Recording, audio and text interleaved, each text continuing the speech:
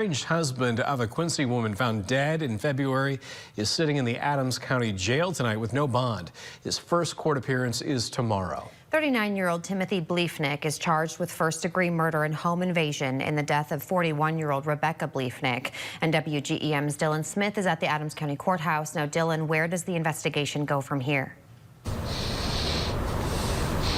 Well, Daniel McKenzie, Police Chief Adam Yates says he doesn't anticipate any more arrests at this time, but there's still plenty of evidence to look into.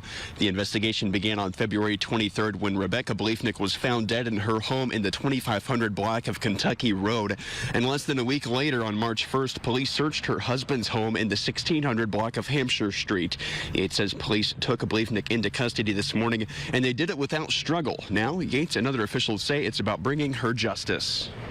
Every victim of domestic violence deserves to be seen, to be heard, and to be believed.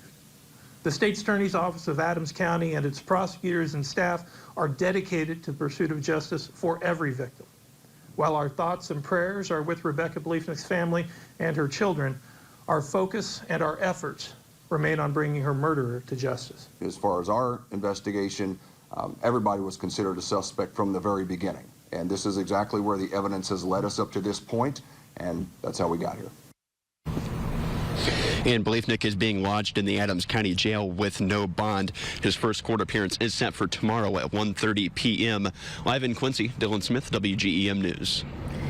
All right, thank you, Dylan. And Yates says a DCFS agent is in contact with the Bleefnick's 3 children. They will work together to decide what is best for them in this situation.